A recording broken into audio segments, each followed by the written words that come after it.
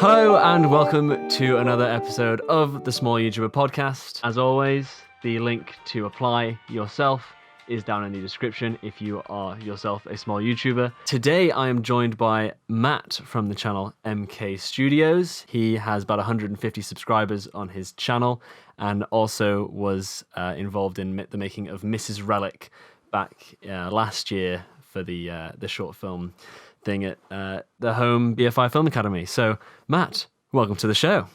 Thank you for having me. It's good to be here. How's life? How are you doing? Well, not too bad. Generally. Lockdown stuff, but that's about it. Yeah. I mean, as this is recording well in advance, so we may even be out of lockdown by the time this goes out. But yeah, as of recording, we are about to go into the big November lockdown. So we shall see what happens about that. But are you just going to stay at your uni accommodation for that? Yeah, I am. There's no point going home, really.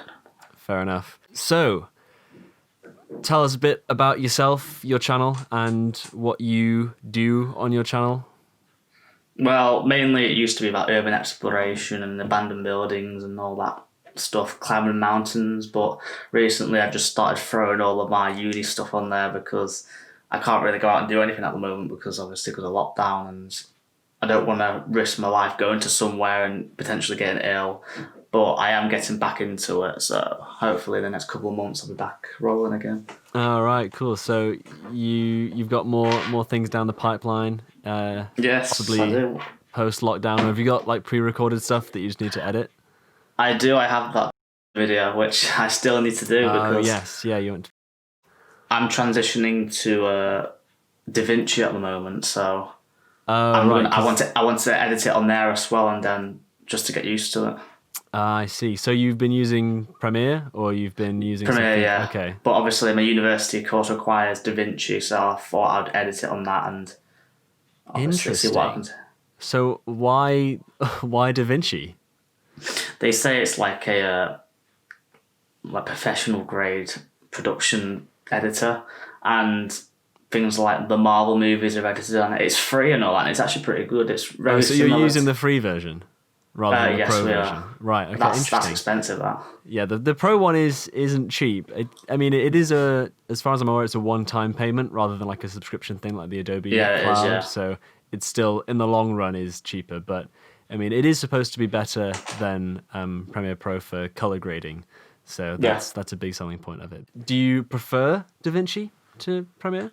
It's all right. It's getting a bit used to, but other than that, it's pretty much the exact same. It has some things on it which I do think is a bit better than Premiere. Like you can do audio much easily. There's like more shortcuts to edit more efficiently. Yeah, because I used to use Sony Vegas for editing, and there were some features in Sony Vegas that I was like, oh, I wish Premiere does have this. So, there are certainly some things that Premiere's lacking. But I did download DaVinci a few months ago to sort of have a look at it, but I never got around to it. I couldn't face it. Premiere is just like my safety blanket. Oh, I know, same here, but it's actually all right, to be fair. Yeah. Going back to MK Studios, it's fairly self-explanatory name because it's just your initials plus studios. What sparked the creation of the channel? What made you want to have your own YouTube thing? Well, it used to be like I just put a few gaming videos out, like Roblox back in the day, like 5-6 years ago. Back in the day, Roblox, yeah. To be honest, some of my first videos were Roblox too, so I can't speak on that. Hey, it got me about 10k views, so I'm not going to complain there. Not bad. Yeah, not bad. Are those? I assume those aren't public. Those videos anymore. I can't remember if they are or not. If they are currently, they won't be very soon. Oh, I know. Yeah. So I just thought, why not? I like editing. I like film production. May as well put it out there and just show other people what I can do. Right, even though it doesn't get as a lot of audience attention. Like I only have 150 subscribers for the last 3 years, whatever it is. But I'm not too bothered about that. Right. So what are the goals for your channel? Are you wanting it to become a bigger channel? Are you hoping to, upload more regularly in the future? Or is it just still an outlet for the odd student film that you make? It's mainly just like I want to like get more attention on it, more people viewing it. I do want to put more content out there. It's just finding the right audience, the right time to upload, and everything in between, really. Yeah, because for the algorithm, it really favors regular uploading on a every week or every few days or something. So Yeah. it is. Well, the it's tricky to algorithm balance. on the algorithm on YouTube is very, very tipsy turvy at the moment. As I can Fickle, understand. yeah, very much so. Talk to me about the Paradox Network, because you Oh. you posted a video sort of about explaining what it is, but I want more information on what is the Are you still part of the Paradox Network? What is it? So it's a individual run company for small YouTubers to grow bigger. Yes, I'm still part of it. I've been part of it since August 30th of last year. And it's a pretty good place. There's about 7 of us, but the highest YouTubers there's at 16,000 subscribers. And I'm now the one of the managers on it, or admins, or I can't remember what the name is, but I've just been promoted to that. And yeah, it's a pretty good place to meet smaller content creators, share info, and everything in between, as I say. Right, It's pretty so good. possibly any small YouTubers watching this may want to check it out. Is it Definitely, yeah. It's open pretty for good. applications? Yes, they are. They're open for applications all the time. We're always looking for more people, and obviously, the more people we get on it, the better, the more recognition it gets. Great. So, all right, I'll yeah. If you're looking for a network, there you go. A little cheeky plug there. So obviously we know each other from filming Mrs. Rellik in Manchester this time last year. I miss some days. Yeah, it was good. I actually tried to get Edward and Alan from 10 Minute Trips. I tried to get them to sign up for this year's academy, but they wouldn't do it. I wonder how they're managing it, because I know. they were still running it this year, but I can't imagine they still can with lockdown coming in. Unless it's like how I'm my uni course at the moment. Like in the next week, I'm filming a production. Well, we may not be doing it now because of COVID, but the way we did it was just we planned it all online, and then you film it as if you're going to do it, or you actually film it together. But obviously, there's still the risk of COVID. But unless they're doing it online and they're doing like Zoom calls or something like that. It's not the same though. You can't be as creative on Zoom. So No. I am glad that we did ours when we did the last cohort before COVID. Yeah, they must be so limited as to what they can actually plan for. Wow. Because I mean, we just had like the world was our oyster. We could just go, we could throw out ideas and not have to worry about how COVID would affect them. Well, the best production we had was that one. I think we were number 7, weren't we? Yes. No, 7, 6, 7, 8, 9, something like that. So going back to Mrs. Rellik, are there any specific behind the scenes moments that you specifically remember from that? Any stories to tell from the creation of that film? One of my favourite moments was seeing you getting your throat slit open. That was just class. That was good, yeah. I was very cold, I seem to recall. You were. Because, yeah, I mean, we filmed it this time last year, I think. Yeah. Possibly 53 weeks ago. I think it was sort of late October. Yeah. So it wasn't warm when we were filming. Wasn't. So me in that very thin long sleeve, covered in freezing cold blood, out in the open. It wasn't warm. Well, I had to put with that soupy stuff, and I'd be on the floor for a good half an hour in just t-shirt and trousers. Oh yeah. You didn't have exactly a luxurious experience. No. But I forgot that you feature. You do a little cameo, so people may recall your Oscar-winning puking from Mrs. Rellik. It was disgusting, that stuff. I still remember it to this day. You and Josh. What did they make it out of? Was it just beans? It was like vegetable soup mixed with non-toxic fake blood. Nice. So it It was disgusting. didn't taste good. Lovely. It was ice cold as well, which didn't really. Oh, they didn't bother to heat it up. Come on, that is No. not. It's not what you want there. Not at all. What would you say are the best and worst moments from that entire BFI Film Academy experience? The best was obviously the whole production, working with people who have the same passion as you, and then creating something you're proud of. But probably the worst moment is just like, I can't really remember much of moments I didn't like. It was just the vegetable soup. Vegetable soup. Yeah. Fair enough. Yeah, can't forget the multiple Saturdays we had to sacrifice for it. Yeah, it was a big time crunch. How far away were you from home cinema? Was it a big trek for you twice a week? About 40 minutes, 20-minute walk to the tram stop, then 10, 15 minutes or 15, 20 minutes on the tram. And I'd be there. It's not too bad. I mean, it was 2 hours one way for me. I mean, worth it still, but I definitely travelled the furthest out of anybody there. Going back to your channel, how many places have you explored so far on your exploration channel? So I've been to Wales, Spain, Canaries, which is still technically Spain, and then mainly just England, really. Right. What's the most interesting place you've ever been to? Is there one that sticks out as being like your favourite of the bunch? Probably Snowdonia on top of my head, because I just love the mountainside. Yeah. Going to the Canaries was good and all that, experiencing like the hot weather and all. That's all good and all, but I like terrain and mountains, and the whole beauty of it was... It's nice to just look at it and just think you can go and explore it. Did you go at a nice time of the year? Because this time of the year, Snowdonia is not really the best place to be. Well, all times I've been, 2 or 3 times, it's all been cloudy. It's been all right on the way down, but on the way up, it's just snow, rain, ice, and everything. Yeah, that is fairly typical of Wales in general, to be honest. I mean... every time I've been to Wales, it has just poured down on me. So. Oh, I know. Tell me about it. It's still nice though. Still good to get out. Yeah. Other than you've obviously mentioned the one you've got in the works at the moment, but where is the place that you'd most like to go to next on your?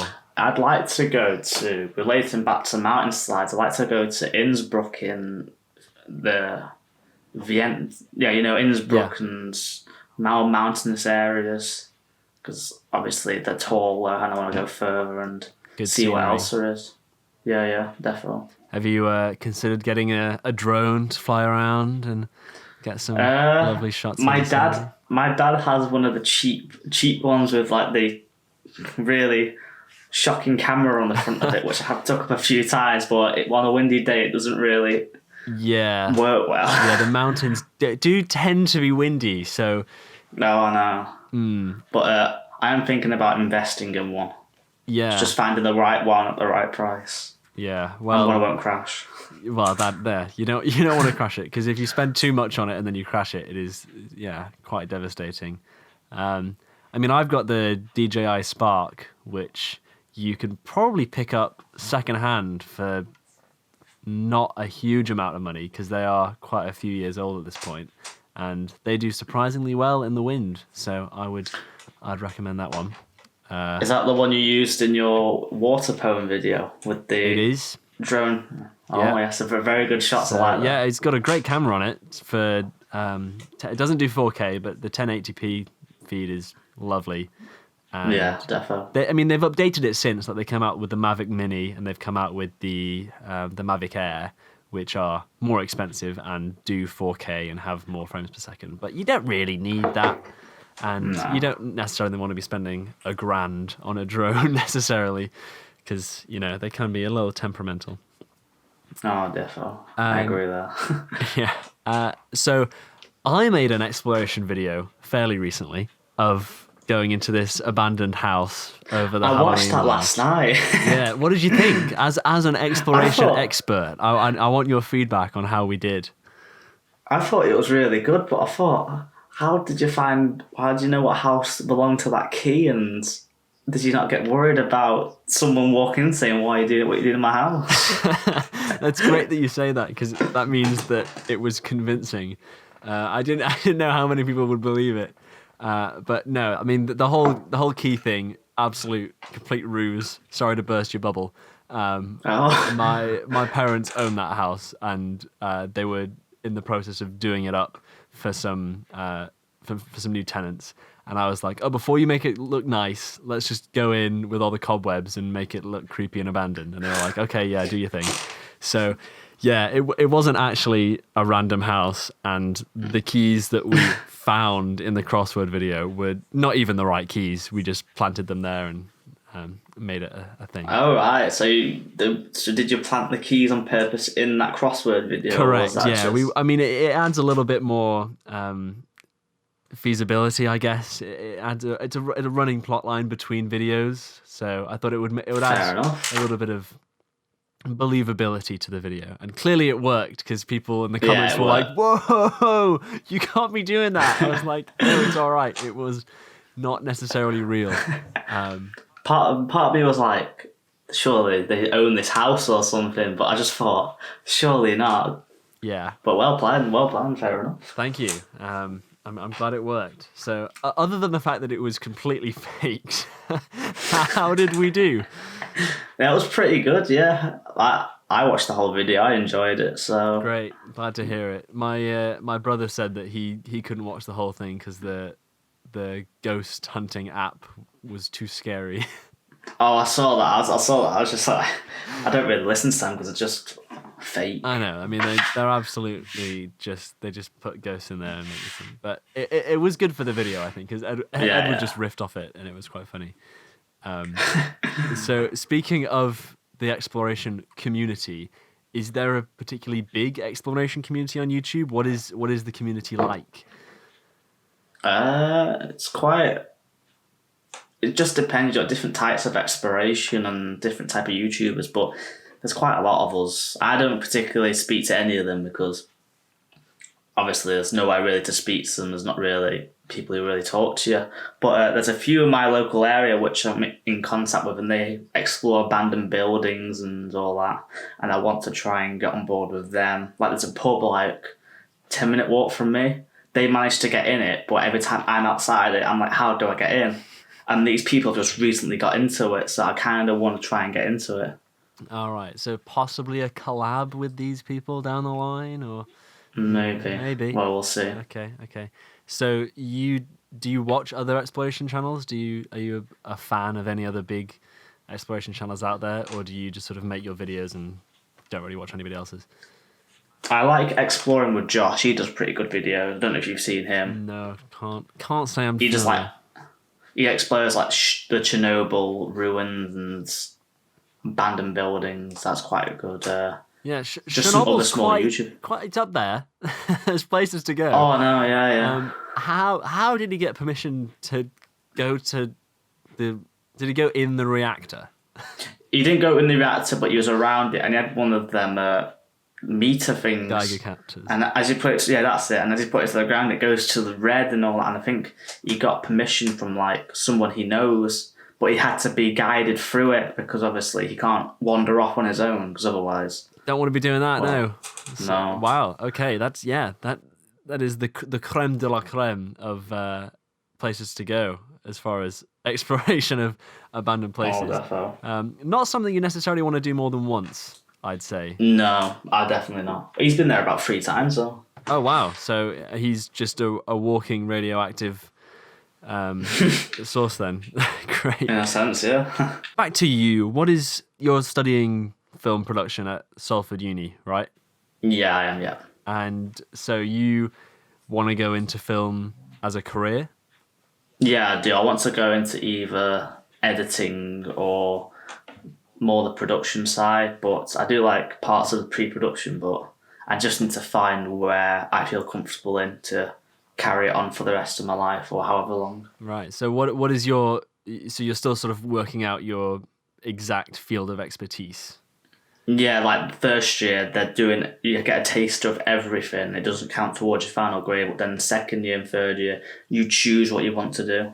Right. So obviously at the end of this year, I'll decide if I want to do editing or script writing or whatever. So do you have an idea in your mind of what that is yet, or are you still sort of unsure? Probably, definitely editing, probably factual editing, because I like factual more, obviously, from my exploration and documentaries. But that's probably where I'm probably going to head into. Right, interesting. So what is the exact, like, the course name that you're on? Is it just film production? It's just BA Hans Film Production. Right, okay.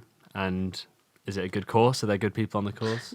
Yeah, it's good people, got a good group, but obviously COVID's making it a bit more stressful and just not like we're getting our money's worth, as what a lot of people in uni are saying at the moment, because we don't have access to the kit all the time. Like, we're using these new Canon C100s, which obviously, because of lockdown, we can't really get them all the time, but hopefully when we're allowed to film, we can get them out and try them out. Yeah, I was going to ask about that, because you posted on your Instagram or something recently that you were using these new fancy Canon cameras, and is the access to that sort of high level expensive equipment one of the biggest pros of doing a film production course, because you have access to all of this high end stuff? Or Yeah, I'd say so, because we've got like access to like studios, radio broadcast rooms. We have access to the BBC and everything around Media City, really.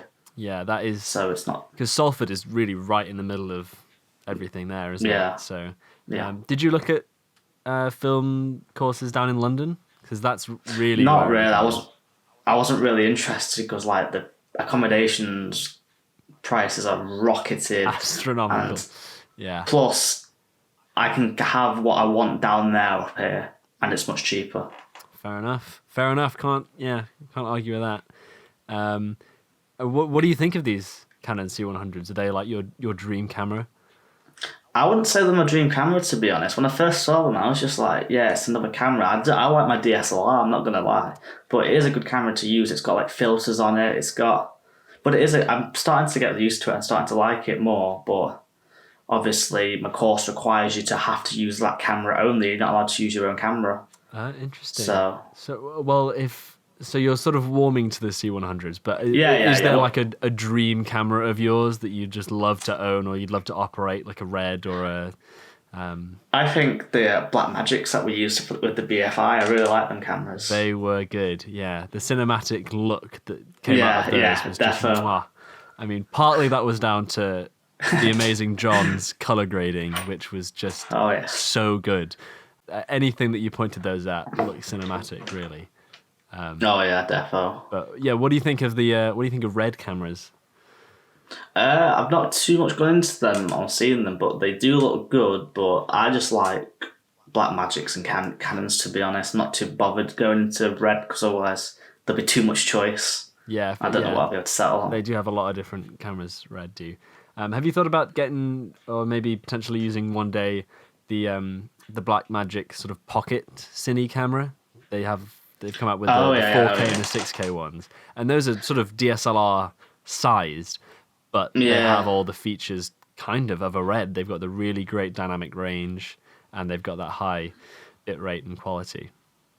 I've not really thought about that, to be honest. I've just thought about just mainly using my Canon 750D and just changing the lenses and all that on it, because I'm happy with what I've got, but maybe into the future I'll look at getting something else. Yeah, because I think the Blackmagic pocket cine cameras are sort of my dream camera, because they have the functionality of a huge cinema camera, like the Blackmagics that we use for Mrs. Rellik, or the Reds, but they are the size of a DSLR. So they're expensive, aren't they? They're not nearly quite Red level, because Reds are 50 grand just for the brain. Yeah. But I think the Blackmagic Pocket ones are maybe 4,000 or 5,000. So still, very expensive, but not quite in Arri Alexa or Red territory. Those are just ridiculous. The Arris. Oh, I know. Tell me about it. What are your favourite channels to watch on YouTube? What are your biggest inspirations? I like Nelk, the prank channel, and heard of him. Yeah. they do nice cinematic montages, which I just love. Like Casey Neistat, he does very good content as well. Yeah. And other YouTubers, obviously, they're not related to filming and all that, but more production side of the way they film, I like them because they use like really high tech equipment and they make really good content. Are you big into like the behind the scenes aspect? Yeah. If on YouTube I see a behind the scenes of how they filmed a music video or something, I normally click on it and just see how they do it. Yeah, me too, definitely. It's if I type in MK Studios on YouTube, there are a couple other quite large channels. There's one with a couple million subscribers, and there's another one with a few 100,000. So yours does get a little buried down there. Well, that's one problem I found when I renamed my channel. But if you type in MK Exploration, which is the former name, my channel comes up straight away. So interesting. I'm not sure what I'm doing on that because I was talking to the guys on the Paradox Network and I was saying, do I change my name? But the manager was just like, you're going to mess up the algorithm. And obviously I think I fall into that trap by changing, obviously, to MK Studios. So possibly, yeah. So rebranding, possibly not always the best idea. Oh, unless, I know. But yeah, I only rebranded because I started to move away from just exploration. I thought, does it make sense to keep it as exploration? So that's why I moved it to studios, but maybe it wasn't the best choice. Well, no, it does make sense because, if your channel name is about a certain type of content that you're not necessarily doing, it does make sense to rebrand. But I mean, I'm sure in the long term, it'll turn out all right. Because, I mean, there are plenty of big channels that have completely changed their branding over time and are still as relevant, if not more so than they always have been. The example that springs to mind is a channel called Matthias. You heard of him? Oh, yeah, I know what you mean, yeah. Yeah, so he did a bunch of music videos to start off with, then he did like Q&As and Reddit videos or whatever, and then since then he's completely changed to calling his channel Dope or Nope, and he just does product reviews, and he's become so much more successful as a result. But he's completely rebranded his channel, and he's hugely successful now. But it's just getting the recognition, really, and so yeah, sometimes it does work out, and other times possibly it'll take a while. But I'm sure your channel you'll hit the algorithm eventually. No, it happens to all of us. So. Happened to Edward recently. Oh, really? Well, he did a Doctor Who compilations video that he just uploaded it. It got a couple hundred views. Didn't think much of it, and then all of a sudden it got 1 million views in a month. Oh, really? Yeah, it's great. It's crazy. I'm sure he could tell you more about it if he was here, but no idea where he is. Yeah, Edward's video it blew up out of nowhere, and now he's sitting on a Doctor Who compilation video with 1.3 million views or something insane. Million? Oh. So, I have no idea how. But yeah, he gained like 1,000 subscribers almost overnight because of it. And take something out of his butt then and see what I can whip exactly. up. So, the odd compilation video can't hurt. Well, normally they're quite popular anyway, compilation videos. Just got all the best parts all in one video. Exactly. The only issue is because obviously it's not his own content, he can't monetize it. So if he had monetized it and was able to, rather than the BBC just claiming it, he would have made thousands. He would have made thousands. But no, it's gone straight to the BBC. Oh well. That's about all the questions I had for you. Have you got any for me? Or just what else is next when your travel videos coming out? Because I like them ones. Oh, the 10-minute trips. Yeah. Well, obviously, lockdown coming up isn't ideal for 10-minute trips. We did film one more that is yet to come out a few weeks ago during the period of kind of easing. So during lockdown, there will be a pre-recorded 10-minute trips. But obviously can't really film any coming up. So well, when I watch them and you put the timer in the corner, I'm always like, is it really 10 minutes? But I'm not going to let you expose yourself. Well, interestingly, next week's video, the timeline of when this video comes out is going to be so confusing. So just I might even cut this bit out.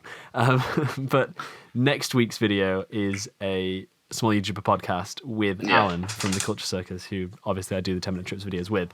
So we go into the the origins of 10-minute trips and a bit more into how we actually make them. So look out for that.